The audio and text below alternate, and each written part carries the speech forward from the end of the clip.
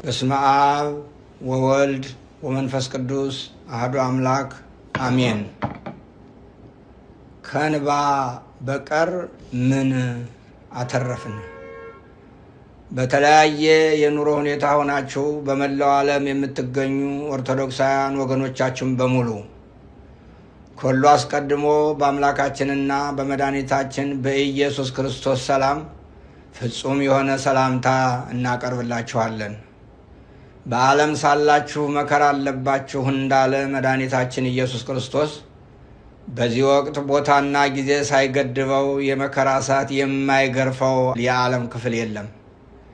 ይልቁንም በኢትዮጵያ በተለይም በኢትዮጵያ ኦርቶዶክስ ተዋሕዶ ቤተ ክርስቲያን ካህናትና ምዕመናን ላይ እየወረደ ያለውን የመከራ ዶፍ የሚያቆም ጠፍቶ በየዕለቱ ከዓይኖቻችን የደም እንባ ከማዝነብ በስተቀር ያተረፍነው አንዳችም ነገር የለም።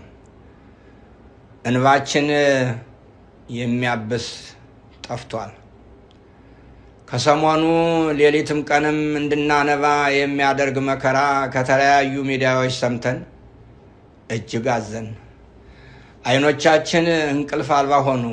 ከጣዕመ ዓለም ርቀው በየዋሻው ዘግተው ለሀገርና ለሕዝብ የሚጸልዩትን አባቶች በአሰቃቂ ሁኔታ መግደል፣ ሌሎችንም አግቶ ማጋዝ የሰሞኑ እንደ አዲስ አጀንዳ በመሆኑ አዘናችን የመረረ አድርጎታል። የመከራውን አሰቃቂነት ነቢየ እግዚአብሔር ዳዊት ሲገልጥ ዓይኖቼ በመከራ ፈዘዙ፣ አቤቱ ሁልጊዜ ወደ አንተ እጮኻለሁ፣ እጆቼን ወደ አንተ ዘረጋሁ። ይህ የቅዱስ ዳዊት መዝሙር የኢትዮጵያውያን መዝሙር ይሆን ዘንድ አብረን እንመልከተው። በሌላኛው መዝሙሩ ዳዊት ሰቆቃውን ሲገልጽ ማረን አቤቱ ማረን፣ ንቀትን እጅግ ጠግበናልና፣ የባለጠጎች ስድብና የትዕቢተኞች ንቀት ነፍሳችን እጅግ አጠገባት። መዝሙር 123 ቁጥር 3 እያለ የተማጽኖ ዝማሬውን ያስከትላል። የዚህ ዘመን የኢትዮጵያ ነገር እንባ ባህር ሆኖ ሰው ቢያሰጥም፣ ደም ጎርፍ ሆኖ ሰው ጠራርጎ ቢወስድ፣ የሚሰማ ጆሮ፣ የሚያይ ዓይንና የሚያስተውል አእምሮ የለም ብንል ተገቢነት ያለው አባባል ነው። ይህን የምናገረው ወይ የማስታውሰው ሞት ስለሚያስፈነድቃቸው፣ የተራበ ሰው ሲያዩ ስለሚያስደስታቸውና የበላ የጠጣ ሲያዩና የሰመረ ሕይወት ሲመለከቱ ሐዘን ስለሚሰብራቸው ፖለቲከኞቻችን አይደለም። መልእክቱ ለሁላችን ይልቁንም ለእያንዳንዳችን ነው። መልካም ነገር በሕዝብ መካከል ሲመለከቱ በሐዘን ልባቸው የሚሰበር፣ ነገር ግን ደግሞ ያጡ የነጡ ድሆችና በቢላዋ የታረዱ በሰይፍ የተሰየፉ ሕፃናትን ደም ሲመለከቱ ልባቸው በደስታ የሚፈካ መሪዎች ባሉበት ሀገር የመነኑ ሰዎች መታረድ፣ አዛውንት መምህራንን አፍኖ መውሰድ ምን ሊነግረን ይችላል? ሰው በግፈኞች እያለቀ እየሰማና እየተመለከተ በደስታ ችግኝ ተከላ የሚወጣ ግን ደግሞ ሰዎች ታረቁ ሲባል ነጠላ ዘግዝቆ የሚያለቅስ ክፉ መንፈስ በተጠናወተው የፖለቲካ ስሪት የሰራ አካል ባለበት ሀገር ይህ ለምን ሆነ ብሎ ከመናገርና ከመጠየቅ ይልቅ ይህ የሚቀየርበትን መንገድ ማፈላለግ ነው ቁም ነገሩ። ለዚህ ደግሞ ተግባራዊ ምላሽ ለመስጠት ሁሉም ኢትዮጵያዊ መተባበር አለበት። ብዙ ጊዜ ቤተ ክርስቲያን አትናገርም የሚል አባባል ሚዛን ደፊ ሆኖ አይታይም። ምን ስንናገርና ማን ሲናገር ነው የምንሰማው የሚለው ጥያቄ መመለስ አለበት። ከዚህ ተነስተን ቤተ ክርስቲያንስ ማናት ብለን ብንጠይቅ ቤተ ክርስቲያን የምትባለዋ ከፓትርያርክ እስከ ተራ ምዕመን ያሉት አባላት በሙሉ ናቸው የሚል መልስ እናገኛለን። ስለዚህ እነዚህ አብያተ ክርስቲያናትና በዚች ቤተ ክርስቲያን ያሉ ምዕመናን በየትኛውም ጊዜና ቦታ ጮኸው እየተናገሩና እያለቀሱ ነው። ሆኖም ግን የሚሰማ ጆሮ፣ የሚያስተውል አእምሮ ከሌለ ለማንና ምን እንዴት ብንናገር መናገር ቢኖርብን ነው የምንሰማው ብለን እንጨነቃለን። የችግሩ ምንጭ መነሻና መድረሻ ከነማስረጃው ራሳቸው በኮድ ነግረውናል። አቶ ጠላቴ ነው ብለው ይህን ቁልፍ ሲፈቱትም ደግሞ አማራ ይጥፋ፣ ትግራይ ይጥፋ፣ ኦሮሞ ይጥፋ ተብሎ ተወስኖ ተነግሮናል። ስለዚህ እያጠፋችሁ ነው፣ ለወደፊትም አጠፋችኋለሁ እያለ የሚነግረንን መስማት ካልቻል ማን ቢነግረን ነው የምንሰማው? ገዳዩ እኔ ነኝ የማጠፋችሁም እኔ ነኝ ብሎ እየተናገረ ጦርነት በህዝባችንና በልጆቻችን ላይ አውጆ ሞክሩኝ እያለ እየፈከረ ነው። እርሱን መገዳደርና ልክ ማስገባት መብታችንን ማስጠበቅ ካቃተን ማን ቢነግረን ነው የምንሰማው? ይህንስ ለመቀልበስ ምን ነው ተቸገርን? ቤተ ክርስቲያን ይህን የሚጠይቅ የህብረተሰብ ክፍል ማለትም ሴት፣ ወንድ፣ ወጣት፣ ምሁር ምን ነው ጠፋ ትላለች። ትውልድ ከምድረ ገጽ ሲጠፋ፣ ሀገር ስትፈርስ እነዚህ አካላት ምን እያደረጉ ነው የሚለው አንኳር ሀሳብ ቤተ ክርስቲያናዊ ጥያቄ ነው። የሞት፣ የመከራ፣ የረሃብ፣ የሰቆቃ ዜና በየጊዜው እያየን እየሰማን ምን ነጋሪ ያስፈልገናል? ሞት የሚያስፈነድቃቸው፣ ሰቆቃ የሚያስጨፍራቸው መሪዎች አሉን። ለመግደል ደግሞ ከላይ እንዳልነው የመግደያ ልዩ ኮድ ሰጥተው እየገደሉ ነው። ገዳዮቻችን በግልጽ ነግረውናል። አማርኛ ተናጋሪ ጨካኝና ክፉ ነው፣ ስለሆነም መሞት አለበት።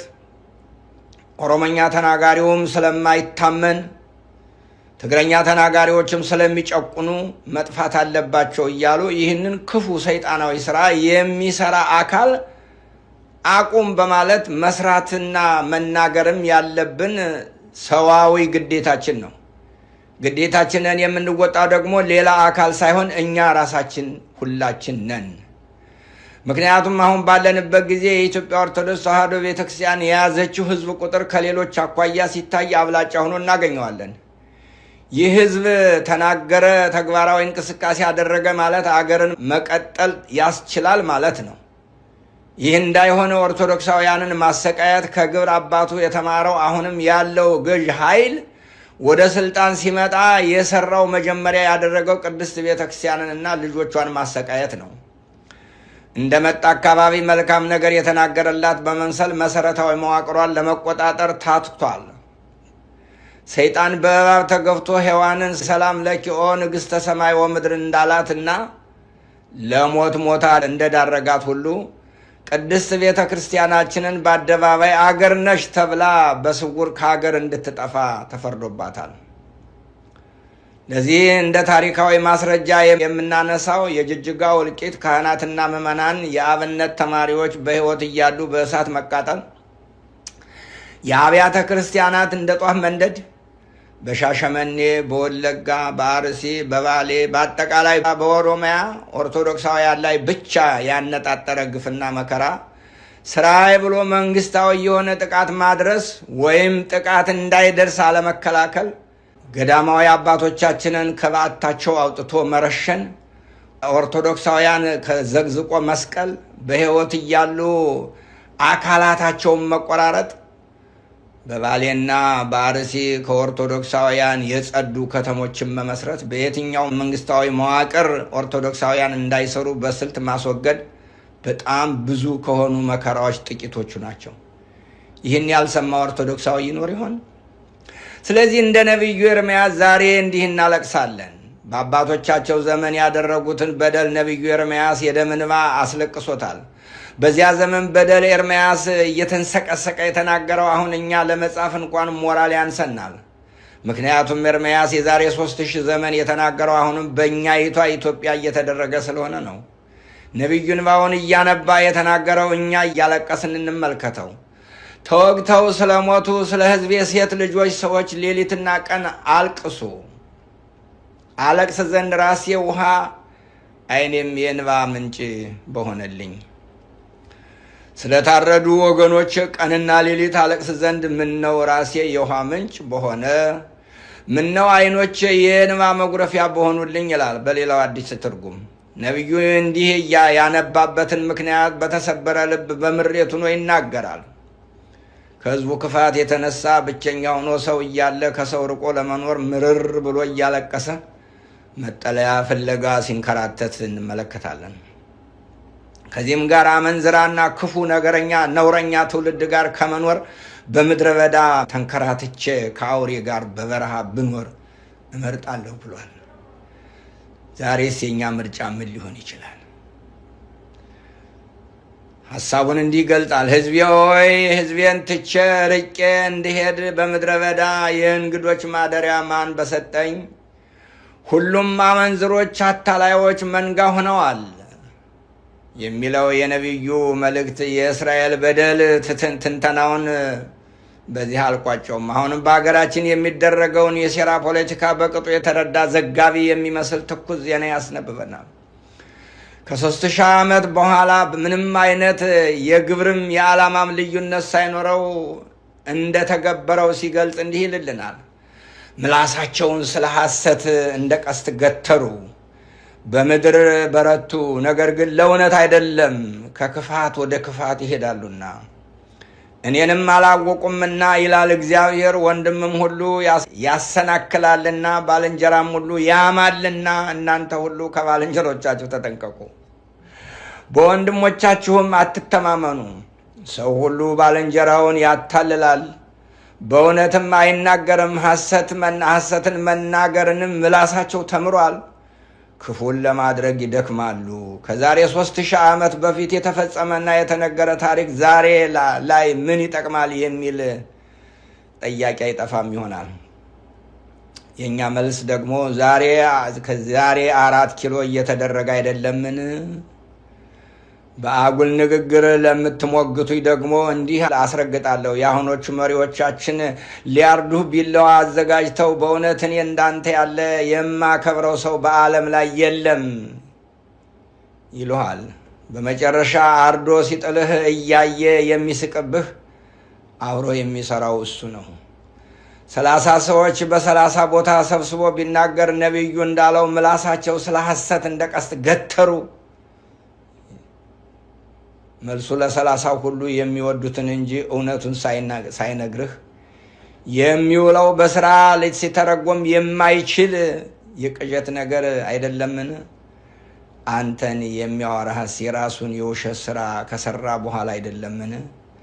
ለዚህ ሁሉ ከወዳጁ ይጠንቀቅ የተባለው ሲያብራራው ወንድም ሁሉ ያሰናክላልና ባልንጀራም ሁሉ ያማልና እናንተ ሁላችሁ ከባልንጀሮቻችሁ ተጠንቀቁ፣ በወንድሞቻችሁም አትተማመኑ።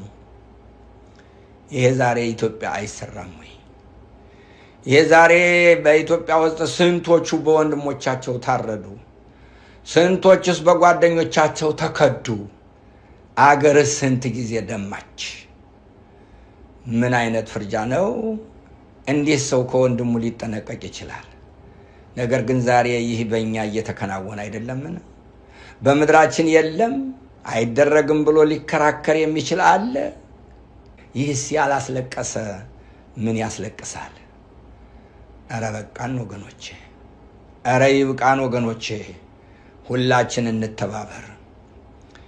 የደጋጎች አባቶቻችን አምላክ በሰማዕትነት ያረፉትን ገዳማውያን አበውን፣ በሃይማኖታቸው ምክንያት የሞት ጽዋ የተጎነጩት ካህናትን፣ ምዕመናንንና ለጋ ወጣቶችን፣ የሕፃናትን